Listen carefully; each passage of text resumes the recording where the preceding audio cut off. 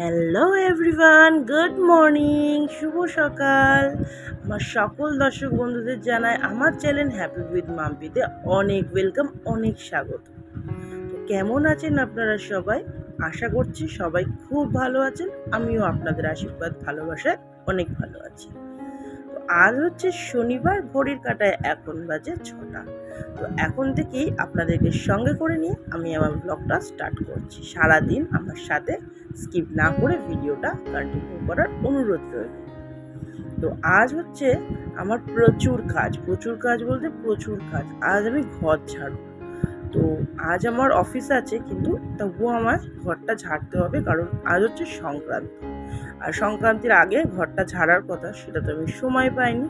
তো আজ ফাইনালি ভাবলাম ঘরটা একটু করে ঝেড়ে যাব। যদিও ঘর পরিষ্কারই থাকে, কিন্তু আজ সেই কাজটা করতেই হবে, যেহেতু নিয়ম।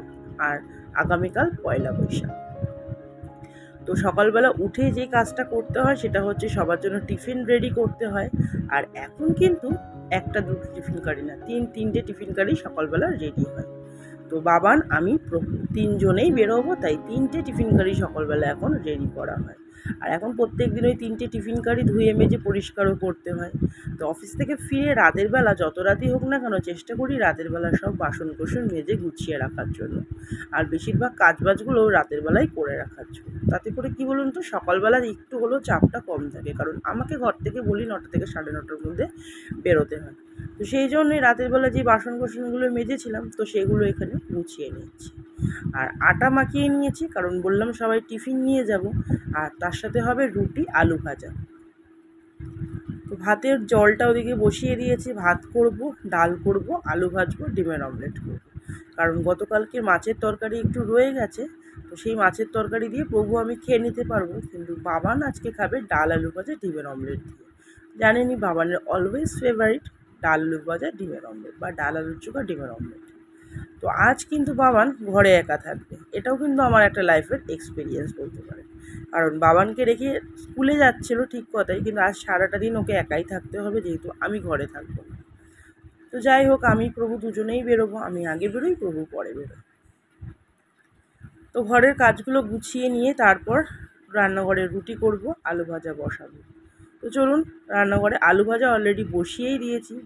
তো আলু ভাজাটা বসিয়ে দিয়েই আপনাদের সাথে গল্প করা শুরু করেছি। আলু ভাজা বসিয়ে আটাটা নিচে মাখতে নিয়েছিলাম, আর এখানে বাসনগুলো গুছিয়ে নিয়েছি। কারণ এখন কিন্তু আমাকে 2 থেকে 2.5 ঘন্টার মধ্যেই সব কাজ শেষ করতে হয়, সকালের বাসি কাজ সারা। কারণ 5টা থেকে 5:30টায় উঠে সব বাসি কাজগুলো সেরে নিই, তারপরে রান্নাঘরের দিকে ওই 6:30টার দিকে বা 6টার দিকে রান্নাঘরের দিকে ঢোকার চেষ্টা করি, তাহলে ব্যালেন্স করে কাজগুলো করতে পারি। তো এখানে আলু ভাজা হচ্ছে, আর পেঁয়াজ দিয়েই আলু ভাজবো। আর তার সাথে দিয়েছি হাঁড়ির মধ্যে ডিম সিদ্ধ। তো যেহেতু শুধু শুধু আলু ভাজা দিয়ে রুটি নিয়ে যাবে, তার জন্য সবার জন্য একটা করে ডিম সিদ্ধও দেওয়া আছে। রুটি আলু ভাজার সাথে একটা করে ডিম সিদ্ধও সবাই নিয়ে যাবে টিফিনে। কিন্তু বাবান ঘরে খাবে। বাবান সকালবেলা ব্রেকফাস্ট করবে, দেন দুপুরবেলা ও খাওয়া দাওয়া করবে রুটি, এই ভাত, আর হচ্ছে আলু ভাজা ডিমের অমলেট। এখন একটু রুটিনগুলো ওলটপালট হয়ে গেছে। তো বাবানের খাওয়ানোটা একটু সমস্যা হয়ে যাচ্ছে, কারণ বাবান একা ভাত নিয়ে খেতে পারে না। তো ওই 12টার দিকে প্রভু ওকে খাইয়ে দিয়ে রেখে, মানে খাইয়ে দিতে হয় না, ভাতটা একটু মেখে দিতে হয়। তো একটু একটু করে ওর অ্যাডজাস্ট করতে হবে ওকে সব কিছুই, কারণ এখন আমি যখন বেরিয়েছি তখন তো ওকে সব কিছু একা করতে হবে বলুন। তো সেই জন্যই ওকে প্রভু 12টার সময় খাইয়ে রেখে তারপর অফিস বেরোয়, আর ও তারপর শুয়ে পড়ে। ওই ধরো একটুখানি খেলাধুলা করলো, বা একটু মোবাইল দেখলো, টিভি দেখলো, পড়াশোনা করলো, যা পড়া থাকলো। আর আজ সন্ধ্যায় বাবানের পড়া আছে 6টা থেকে। তো তাতে করে একটু নিশ্চিত, স্যারের পড়া হতে হতেই আমি বাড়ি চলে আসবো। তো আপনাদের সাথে এখনও আমার অফিস রুটিনটা শেয়ার করা হয়নি। তো দেখি, ইচ্ছা আছে এর পরের ভিডিওতে আপনাদের সাথে শেয়ার করার, কারণ এর পরে সানডেতে আমার ছুটি।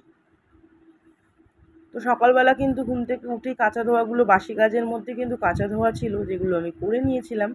তো সেগুলো করে এখন মেলে দেওয়ার পাড়া। আর এখন কিন্তু ঘড়ির কাঁটায় 7টা বাজে। আর 7টার সময় দেখুন সূর্য দেবতা কতটা পরিমাণে চড়াও হয়েছে।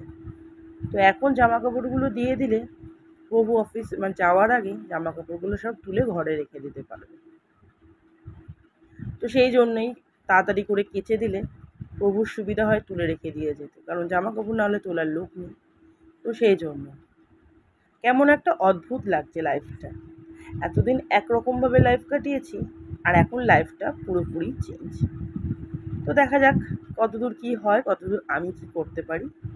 আর যা করব আপনাদের সাথে অবশ্যই শেয়ার করব, হয়তো একটু আগে বা একটু পরে। তো বাবানের স্কুলের ইউনিফর্মগুলো ভিজিয়ে দিয়েছিলাম রাতের বেলা, গতকালকে রাতের বেলা, তাতে করে সকালবেলা কেচে দিতে পারলাম, শুকিয়ে যাবে। আর আগামীকালও আমার প্রচুর কাঁচা পড়বে আমি জানি, কারণ ঘরের সমস্ত কিছু চেঞ্জ করতে হবে। জানালার পর্দা থেকে, দরজার পর্দা থেকে, ঘরের টেবিল ক্লথ সব কিছু ঘরে চেঞ্জ করব। পয়লা বৈশাখ নিজে সাজিয়ে আর না সাজিয়ে ঘরটাকে কিন্তু সবসময় সাজানোর ইচ্ছা হয়।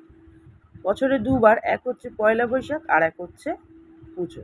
এই দুটো টাইমে কিন্তু ঘরদোরগুলো পরিষ্কার করে সাজিয়ে গুছিয়ে সুন্দর করে তোলার চেষ্টা করি।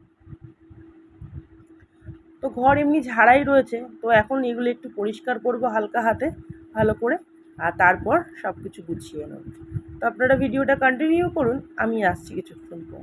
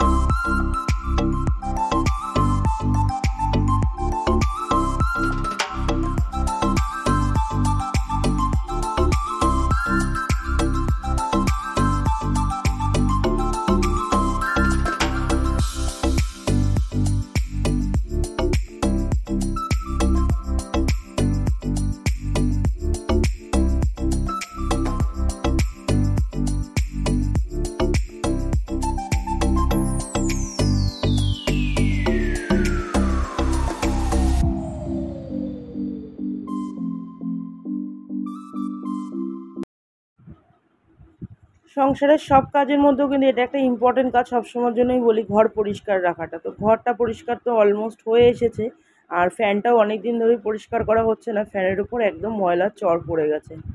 ওই জন্য ফ্যানটা পরিষ্কার করতে একটু ভয়ই লাগে, কারণ হাত দিয়ে টানাটানি করলে যদি ফ্যানের ব্লেডটা একটু এদিক ওদিক হয়ে যায় তখন আবার হাওয়ায় একটু প্রবলেম হয়ে যাবে। আর এখন হাফ ফ্যান বলতে স্ট্যান্ড ফ্যানটাই, মানে সিলিং ফ্যানটাই চলে, স্ট্যান্ড ফ্যান তো চালানো হয় না খুব একটা, স্ট্যান্ড ফ্যান তো বন্ধই পড়ে রয়েছে। তো সেই জন্যই ফ্যানটা একটু আস্তে আস্তেই পরিষ্কার করার চেষ্টা করি।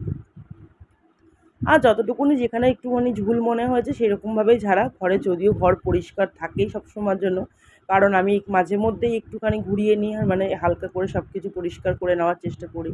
আর সব জিনিসপত্রের উপরে যা ময়লা থাকে সেগুলো তো রেগুলার পরিষ্কার করেই থাকি। তো সব মিলিয়ে মিশিয়ে কিন্তু আজকে ভিডিওটা ঘর ঝাড়াতেই রাখলাম। তো আশা করছি ভিডিওটা ভালো লেগেছে। তো ভালো লাগলে please do like, share, subscribe করে পাশে থাকবেন।